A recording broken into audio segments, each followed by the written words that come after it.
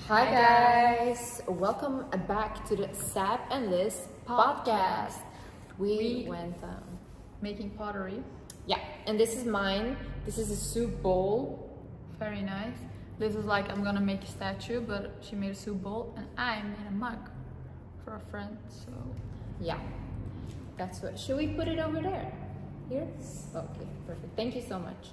thank you. Thank you. Thank you. We have a lovely instructor. Yes. Very come on the camera. This is our lovely instructor. This is Nazanin, and she's very beautiful, very beautiful. and she is very talented. Yeah, Thank you so much. that's so kind. And so cute. Yeah. Okay, so basically, me and my sister today decided to do a podcast and to talk about about how we are so close. Oh, but before we start, Before by we start, the way, guys, last time I showed you that my eye was swollen and my eye got better, but now today I fainted, and I don't know if you can see this, but I have a huge bruise on over my here. head. Yeah. So basically, ever since me and my sister started this podcast, we have been getting, honestly, it's evil eye. We've been getting evil eye, okay? We've been getting like sick ever since, constantly non-stop sick, eyes constantly swollen, like these bubbles in the eyes, which like we don't get at all. Yeah, very sick, very like low energy, sleeping. Tired. And then today we went to like a sauna, and I do this a lot, so I actually never faint, and I just fainted on my head. I fell on my head. I was literally, thank God, like, because I got out of it earlier. I went to shower. I walk out and I see my sister on the floor. And guys, I got a heart attack because she's very important to me. If anything happens to her, just know I'm gone too. I'm gone too. Leave me alone. Like, I'm coming to get you in the next life. Like, we're together forever, okay? So I was really like panicking and stuff. Yeah, and I was like trying to come out of it, but Liz like she got so pale. Like, she was so pale. Like, the wall behind her was crazy. But yeah, and Liz thank was God. crying, and I was like, why are you crying? Guys, like, you guys don't understand. I think like the bond we have with family is very strong. That's also what this podcast we wanted to talk about the fact like why it is so strong and why we have like such a connection. Because some people find this weird that we're like this with like my sister or something. Or not weird. I think they're like, oh, how can I have that with my siblings? But I think that people don't understand that what you see is maybe not the relationship you want with your siblings. Yeah. You know, Liz and I are very almost obsessed, would I say, with each other, to a point where we have to learn to let each other go sometimes. Yeah. Like, if my sister is hurting, I'm hurting. If she's happy, I'm happy. Like, it's really like connected. her mood depends on my mood, and my mood depends on her mood. Yeah. So even like if I'm like back home with my mom on the other side of the world, and I'm not feeling good, and I call her, she's feeling the same thing. It's almost like we're one human cut into. Yeah, we have like same experiences, but like in different timelines or different like you know places. And it's really crazy. You know what we have is almost like twins would have. Like the same, like we feel everything the same. We have telepathically like the same thoughts. It's crazy. Yeah, we can look at each other, and I just like, if I ask her something, I'll look her in the eye, and I know what she's thinking. And I think that a lot of people, because I've seen a lot of people were asking me like, how do you have this relationship with your siblings? I also want that. And honestly, the truth is that Liz and I have we've been through a lot together. Like the reason that I'm alive today is thanks to her. And the reason that I'm alive today is thanks to my sister, you know? I think that people see us, and especially you, and they know that you've been through abuse and stuff, but I think you guys don't understand the extent. Like, we were almost like we alive. came very close to being unalived and stuff. And you know, like the main reason that we're so close is because we had to protect each other when we were younger, because we grew up in an abusive household. And when I say abusive, it's literally like trying to like, you know, take our life and this and that. And you know, like with our like there, I remember like one instance with our father. Like we were 12 years old, both of us. I think the first time was I was 8 and you were 7. Okay, so then that had happened, and it was basically like my father was trying to take my sister's life, and I was sitting there and I had to plead for her life. So I was like, please, like, don't do this, and this went on for hours, guys. Like, it was nights, like 5 hours. Yeah, I was on. like, I'm dying today, and I was 8, so I was like, yeah, and it was like, it's not like he was just threatening. Like, No, he literally I had took a a knife, knife, yeah. put it against her throat and stuff, or like was like choking her with his knee against like her chest and stuff. And I was the only one that kind of like could like reason with him and be like, please let her live, this and that. And I was crying, and I think like when you both experience near-death experiences together, it really bonds you in a way that's like, you know, you always feel like you have to protect each other. So if she's, for example, in a bad relationship, or I am going through something, like I have bad friends or something, it really hurts us. Like, we cannot sleep at night. No, because and it really, like, it's almost, and that's what I'm saying, like, you guys see this side of a close sibling relationship, but you guys don't see that when she, for example, has a bad friend, it really, I can't sleep. Like, it's like, I get angry at her, like, what are you doing? Why are you doing this? And we have the sense of control over each other's lives. yeah, Like, when I do something stupid, she's like going crazy, like, what are you doing? I physically cannot sleep at night. And you know? me, I'm like my, for example, 2 weeks ago, Liz and I got in an argument. I got angry at a friend of mine because we were fighting. So it really consumes our lives. Yeah. And lately we have been trying to let each other go a bit, but it's hard, you know. And we also have that with our brothers and with our mom. Like, we're obsessed with my mother to a unhealthy degree. Like, when she's like, I want to go out with my colleagues, everyone goes crazy at home. Like, no, why are you leaving? And we're not like, everyone at home is like 18 plus, you know, we're all adults. And even my brothers, we're so obsessed with them, they're so obsessed with us. Like, if we imagine our future, it's always with the family. Like, we for example wanna buy a house. In our heads, it's like everyone is gonna live there. Nobody has even plans to get married, to get children, nothing. It's all like, no, we're always gonna be together. And it's really, like, I would say unhealthy, just. Yeah, but I think we are like each other's safe space because we all survived like the same person. Like, my brothers, the way they even got abused, it was crazy. And like, they also, like, for example, we have like 2 friends. Yeah. We have 2 friends. My brothers have no friends. Almost, yeah, no friends, or like one friend, and then they just befriend each other. Like, our brothers are the same as we are. Like, just with their brother, they only trust the brother. And with our mom, we just have this constant sense of we need to protect her because we saw abuse happening with our mom. Because even I don't live like with my like family and stuff, right? And I was thinking like, I need my mother around me, so I want to move her out with me.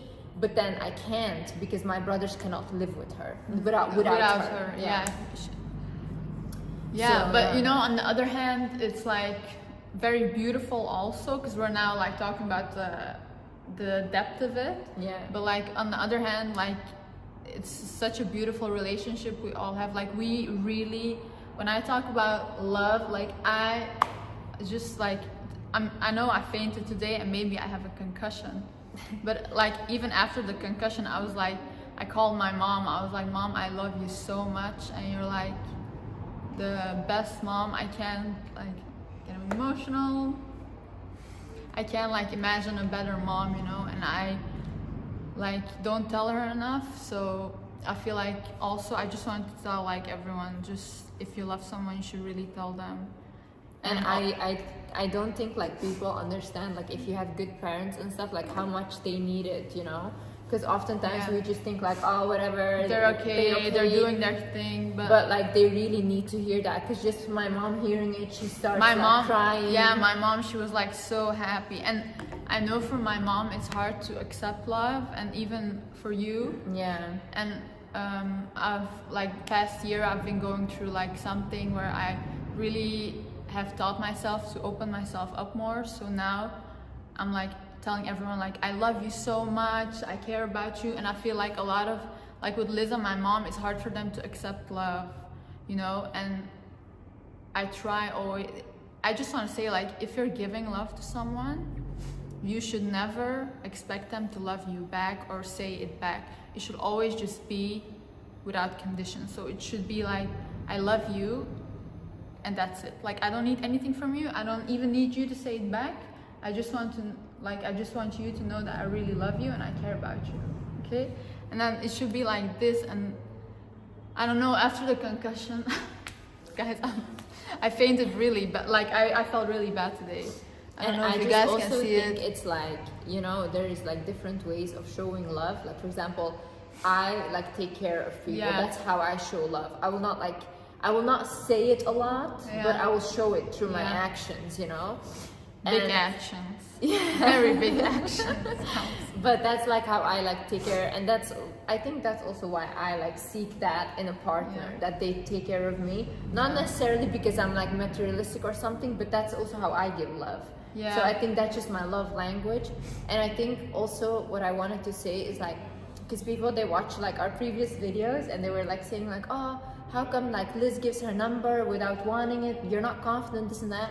Guys, like I'm a confident person, okay? Very confident. And I came very far in life. I fixed my life. I never went even into detail to what really happened in my household and what I came like through, you know? But I completely changed my life around. I did everything. I got myself out of so many things. And honestly, even getting myself out of an eating disorder was one of my biggest accomplishments, okay? So yes, all the things that I say, they are just from life experiences. They are all the advice that I give are things that worked for me. However, I am not like this perfect human being. I'm still from an abused childhood. And that is what will probably, my brain is not wired the same as a child that has not gone through abuse. It will never be the same. It's not the same, okay? So don't hold me to the same standards as other people. I have really big issues with people pleasing. I do. When someone asks for my number like that, for example, those 2 times that I talked about, it's not that I have low self-confidence, but when I'm in a moment where I'm kind of having anxiety and I kind of like get scared, then I'm just like, okay, let's just do what they ask, and then later I'll block them, right? It's a thing that I'm still dealing with. But I think it's also very unfair to expect like a person to be perfect. Like that's what I was saying to Liz, like the people really think they don't look at you as like a human, but like as this perfect person who has it all together. But yeah, and I never claimed that I have it all together. I even made a video saying that I'm still a people pleaser. That is still like, people come up to me and say like, let me take a picture of you, and even if I don't want, I do it because I'm like, okay, I'm just gonna make them happy, you know? Yeah, I think they don't understand that you're learning with them. That's whole my whole channel is about that. Like, let's heal together, you know? This is not, when I speak to a camera, I speak to myself. Who am I speaking to? I even watch your videos if I watch my own videos. Yeah, I watch my own videos, you know? And yes, most of the things that I've done, it's all like real. Everything in my life I show you is real, okay? But it's just unfair to say that when I share these stories or I show a different side of myself that you guys claim like, oh, I miss the old Liz. I have so many sides to me. Like you guys really think she goes around screaming all at people? day? I don't. No, she's actually very funny also, very smart also. She has a very goofy side to her. Yeah. Very also like a childlike side. Like Liz has so many like sides to her. And I always told Liz, like, it's so sad that people only see one side of you on your channel, like this very serious person, because she is so much fun. Everyone loves to be around her. Like she comes in a room and the room is like lit up, you know, and that's a side that the people don't see. And I feel like with our channel, for us it's also therapy, just like talking like this, and for her it's also like, oh, I can show a different side of myself. I can like fully like just embrace who I am and be myself. Yeah, and I feel like people have this like thing like, oh, you need to be this way, you need to fit these standards, and you don't need that. You don't need to do anything. Yeah. Like, you need to make yourself happy, and Yeah. you need to be content. Yeah. And if that means that you need to do whatever you need to do, then you need to do that. Yeah. And you don't, like, you know, I just feel like people are so opinionated these days, and you guys don't even see 1% Yeah. of what's going on behind the scenes. Yeah. And I think we as a society also, and as people, should be kinder to each other, because I really feel like everyone is being really nasty and mean, and I just don't get where all this hate comes from. Like, not even, we don't really get that, but I feel like in the world right now, like, everyone is so mean. I feel like everyone's really mean to each other. But I also feel like, you know, we're in a society right now where like a lot of people are being let down. They don't get the same opportunities, for example, that we get. So I do think we're very privileged. Of in a course, very I'm good very way, you know? grateful. So I think Of that's course. why, like, I get why they're angry, and the system is not built for No, everyone of to course. succeed, you know. And I think we need to also recognize that. I understand the anger, but at the end of the day, if I or even my sister can come out of like the things that we went through, which is we're refugees, like the worst circumstances. Like, honestly, I was talking to this guy that I met, this doctor. Immediately when I walked in, he's like, "Oh my God, you have an amazing energy and stuff. Like, where are you from?" And we started talking. And I explained to him, like, you know, because he was asking me advice about some things, and I was like, you know, like, I'm from an abused childhood, blah, blah. And I was explaining to him, this is why I relate. And he went like, it's so crazy that you're so wise and that you decided to start like helping other people with your circumstances, because he's like, other people would become a criminal or like become an addict or whatever, you know, when they're from somewhere like that. But he's like, you really decided to completely change your reality. And I did. And honestly, what will never help, because like everyone is like blaming everyone else, but I think the only thing that helped me in life personally is starting to look at myself instead of other people. Yeah, you know? I also had that big, like, Yeah. I really had a very big victim mindset. Like, I was mad at everyone else. Like, I was mad at my mom, mad at like the way that we have been treated when we were younger. And then when I really started to looking at myself and realizing like blaming everyone else doesn't get you anywhere, because first of all, people don't want to admit they're wrong. No, no one's and they gonna will tell never you, admit it. and they will never admit They it. will And- never admit it. and you don't have to expect them to apologize. Yeah. You just have to be like, I forgive you. It just, you know, it's bad what happened, but I forgive you, I release you. I'm gonna focus on my life. And why, and also you have to think like, why are you hurt over something that someone else did to you? They should be hurt. You shouldn't be hurt. They You should be the shouldn't ones be the hurt. ones They should suffering. be the one, yeah, they should be the ones suffering, not you. Yeah. So, And I want to add to that, what I learned in life is, instead of like, because you know what I did was completely the opposite. I didn't like kind of victimize myself, or I wasn't angry. I was like, let me fix my life right now first, and let me get everything stable for everyone, and then I got angry. When I had everything, when I had all the subscribers, all the money, that's when I exploded, and I was so angry. I think that's also because you worked so hard and you've been through so much, and you really thought that if I have that, that's gonna make me happy. Yeah. I'm gonna be content, and then you get there, and I really the thought, happiness is not I there. really thought if I just make my family stable, if I make myself stable, if we all just have money, then I can like put like, you know, a plaster on the scars, you know, even though I didn't create it. I was like, it's gonna be fine. I'll fix them. Don't worry, guys, I'll fix them. And then I came to this point where I had all of this, and I went into such a big depression because my inner child was hurt. And I've neglected it and I've ignored it until I came to this point where I had everything and I was like, I'm not happy. I'm really not happy. And I know it's cliche. Everyone says, oh, money doesn't make happy, blah, blah. It doesn't. It really doesn't if you don't fix your inside. Happiness has to come from the daily things. Happiness has really be fulfillment in your life. happiness is not something that is like constant. You will not Yeah. be like, oh, I have this goal, and if I have this, I'm gonna be happy for the rest of my life. That's not how it works. Happiness is like in the small moments. Happiness is like, for example, today I called my mom. I was like, Mom, I love you so much. You're like the best mom ever. That made me happy to say that. Then after I went to Liz, I was like, Liz, I love you so much. Thank you for everything. You're the best sister ever. Those are the happy moments. Happiness is like in the moments, not in like, it's not a constant state. Like, it's not like, oh, tomorrow I have 10 million, I'll be happy forever. It's not how it works. You can have a bad day and have happy moments in that bad day. So I think the whole concept of happiness is also like so, how do I say this? Oversaturated. Not realistic. Yeah.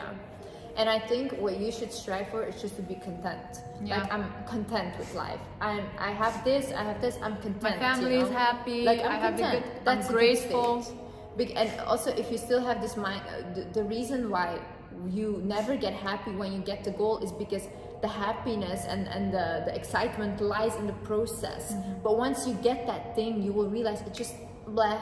I don't care, It's you know. nothing. It's up not to the, special. like, it's up to the next goal. But then. it's like you going up and seeing every single day, oh my God, I'm getting closer, I'm getting closer. That's what exciting. That's what that's the most beautiful thing. But I promise you, once you get that thing, you will feel like, but what now? So that's why in life you have to have a goal. In life you have to have something to strive for. That makes you excited to get up in the morning. That is being content in life. Even if it's something small, even if it's let's say like, oh, I love to paint, I'm gonna paint, you know. Yeah, for example, yesterday I was like, Liz, let's do pottery. I was Yeah. like, I'll book a session tomorrow. And that's like what we were happy about. Yeah. I probably have a concussion and I'm still here. And I'm happy. I'm so happy. And honestly, I just want to talk about love today. I just want to really... Can I say something as well about the forgiving? Because that's where I was going to go.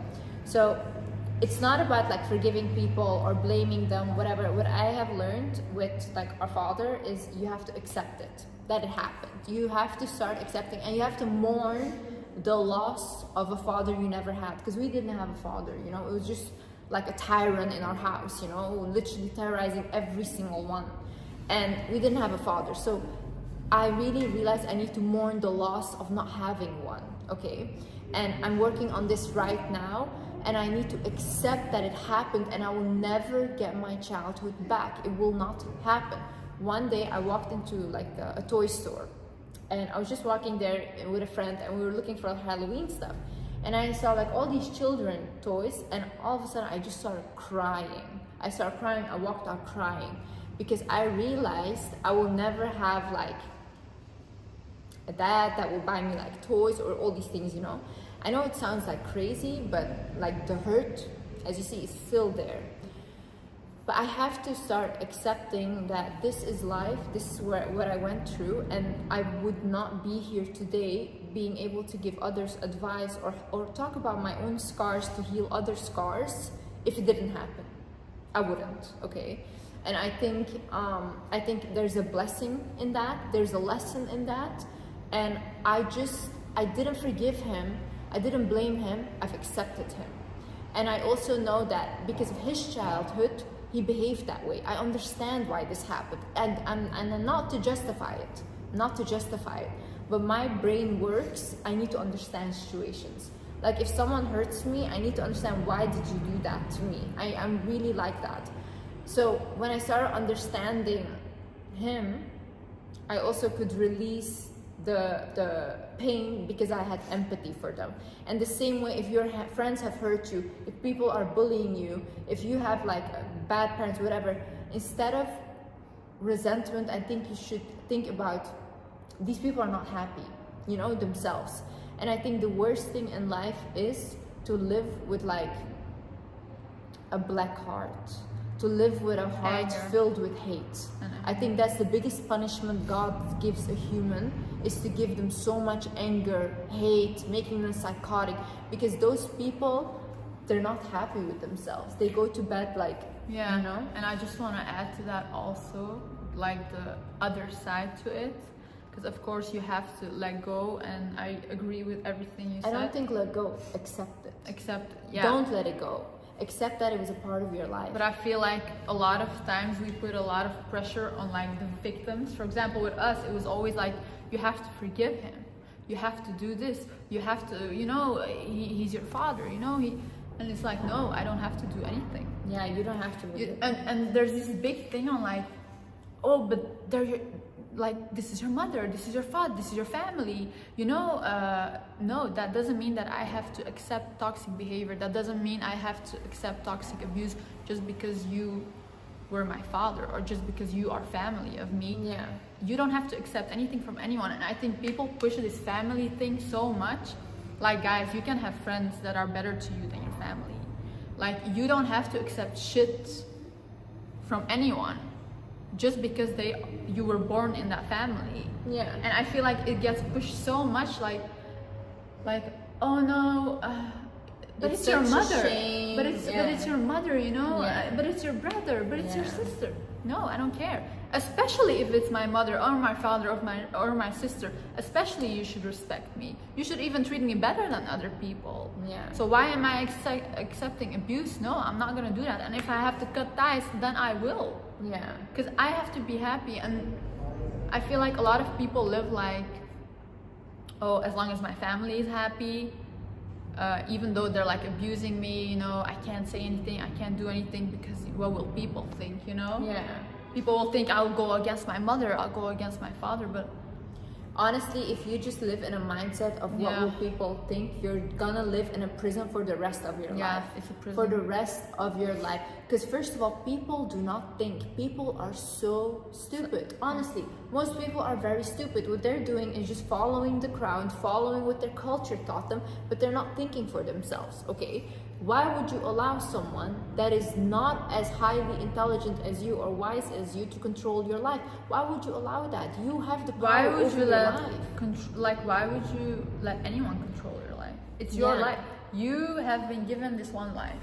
And you guys don't understand, because we all say like, oh yeah, it's a shame, this and that. When you have parents that fail to show up for you or even lead to you being like destructive and stuff, it will ruin you as an adult. And you will ruin your children. Yeah, and it will be an ongoing cycle. Yes, because I have even met like even like guys, women that have come from like an abusive household, and they say like, oh no, but I forgave them. But I can see in their behaviors there's so much hate, you know. But how can you not be mad, you know? Yeah. How can you not be angry? I get that you're angry. I was so angry. I was such a, like, you guys don't understand how angry I was. Like, you know. I know, yeah. I was so destructive. Like, I was angry at everyone. And Liz is like a very forgiving person. And I am now too. Like, I've been really working on myself. But I was so angry. And I was like angry at Liz because I was like, how can you forgive them? Like, how can you forgive these people? Like, I don't get it. Why don't you have this madness inside of you? And she's just not wired that way. That also shows like we grew up in the same environment, but we're so like different. We dealt with it differently. Yeah. But I think the reason that I chose to forgive was not for him, but for myself. Yeah. Because I could not sleep at night. I could not, like, there's nothing I can do. What will I do? The only thing that you do when you... Because they sleep well at night. Believe me, they sleep very well. And you keep them in your heart, right? So in your heart, there will never be place for someone else to come in, for another... Because a lot of women, they also ask me like, Liz, why can I not find a man? Or why does no man come up to me? Probably like your abusive father, or like the relationship you didn't have with your father is still stuck in your heart. When that is stuck, there is a man there already. Another man cannot come in. So when you don't heal that wound, then you'll constantly be like, why is no one... It's not that you're unattractive, it's just your space here is occupied, you know? Yeah. You know, I just wanna... I'm in such a like loving mode today. Like, I just want to really talk about love for a second. Okay.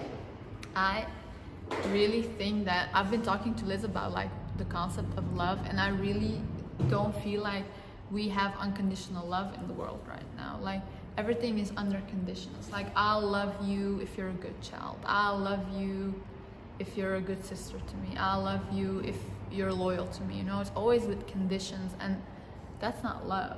Love is, I'll love you for the person you are.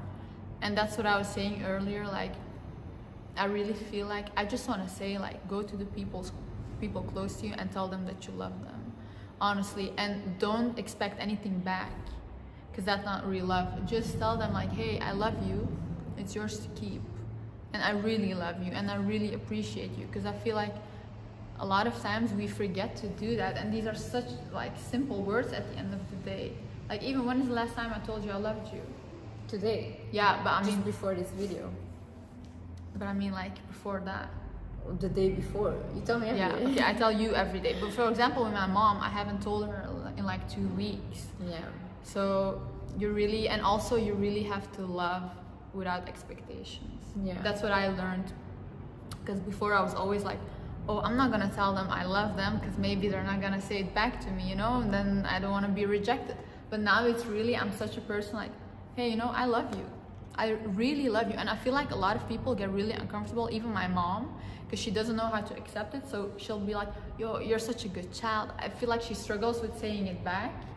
But I'm like, I love you even more.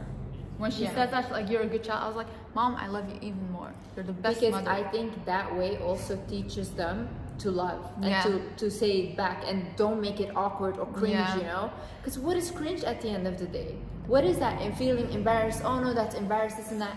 I feel like when I started going into therapy, I introduced therapy to my family. Before it was like a big taboo. They were like, no, you just have to be strong, this and that. How much more can you be strong? Don't be strong. Like, that's like the worst advice ever. Be strong. Don't be strong. Feel be your weak. emotions. Feel your emotions, you know. Feel them. Feel them. Like, don't shame them. Even as a man, like, don't shame your emotions. Because I feel like a lot of times they tell men to be strong, whatever, and then they go out and become like these psychopaths. Because they can't talk about their feelings. Yeah. Like, allow them to speak, and listen to them, you know. Because I feel like men also struggle a lot. And even like with our brothers, like they have been through a lot of abuse and they don't really talk about it, but we can see that they're angry, they're hurt, they're aggressive, you know. So because they can't show their emotions, it has to come out in another way, in some way. So they'll explode or they'll be mad, and you know, the thing is, like, with my brothers now, I feel like now when we all come together, we talk about these things. We talk about what happened. And I think that's also how you start healing your trauma and the abuse, is by acknowledging that it happened. And talk Do not about push it away. Do not act like, oh, it was nothing, whatever. Trauma can come from the smallest thing. Trauma can come from your crush telling you that you're ugly. You can go through your whole life then thinking really that you're not worthy of love, you're not beautiful, just by something so small. So think about, like, the things you feel, insecurity, all these things, they're almost never linked to your outer appearance. It's inside of you. You can be the most beautiful person, which we literally, me and my sister, for example, okay, we're physically attractive, right? When were we ever confident? I think the last years of our lives, now we start to become really confident in who we are. And we became only confident not because we were like, we're pretty, it's just because you accept everything about yourself. Yeah. We accept like this is how I look, this is who I am. Either you take it or you don't. And like a lot of people, for example, like they also tell us, like even on social media, like, oh, you guys are ugly or scary to look at and all these things, but we're like, no, we really do like how we look and we think we're beautiful, you know? And you have to repeat that to yourself and just be like, no, it doesn't matter what anyone says. I like me. I really, really like me.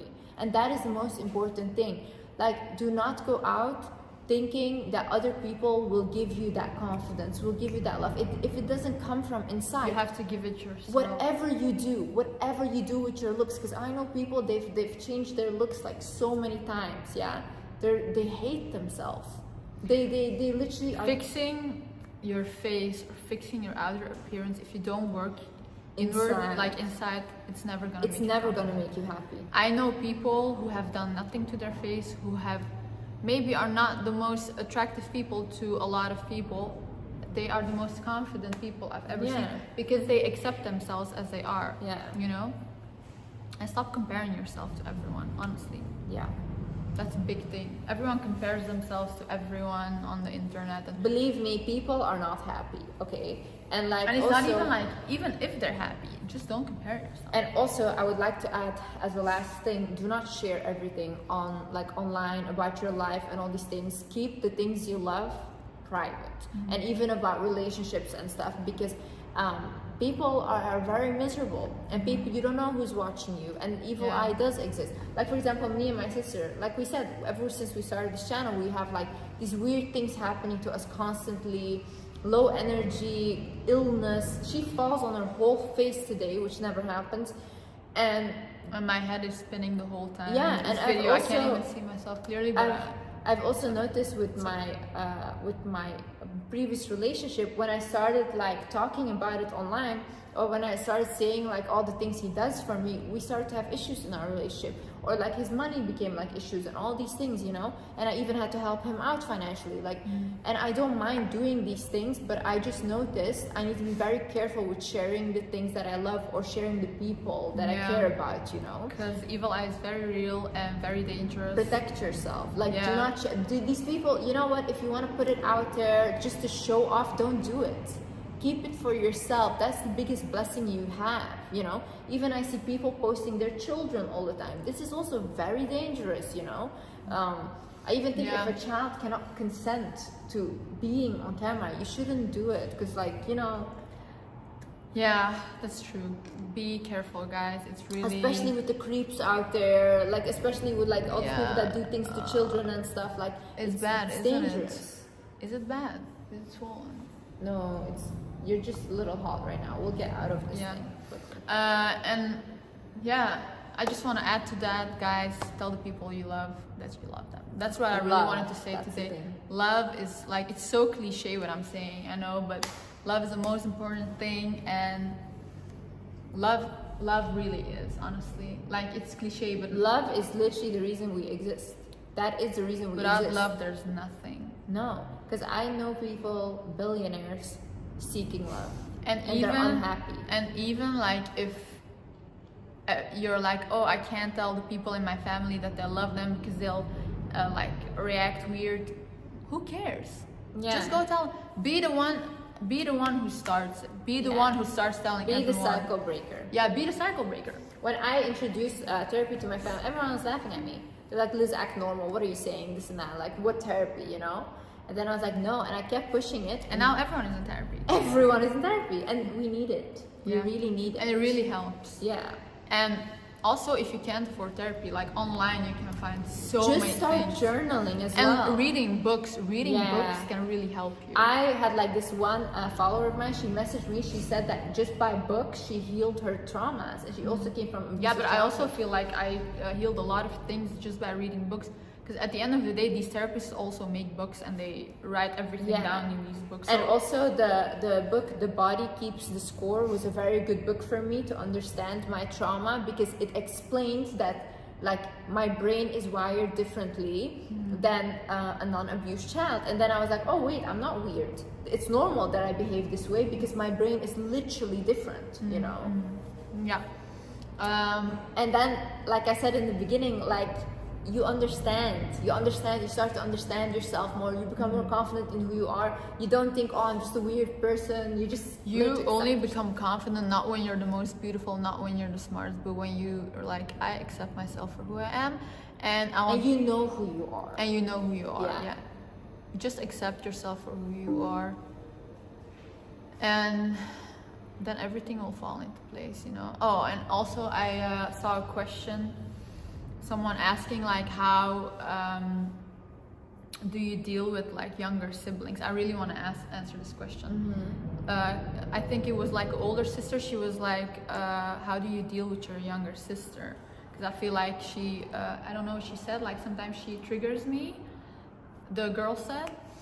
I think with me, I think the first thing is letting your younger siblings go. I had to learn that. Like, for example, me, I had like a big control issue over Liz, because I'm like, I always need to protect her from everything. But then the problem becomes when we're really young, then it's easy, you know?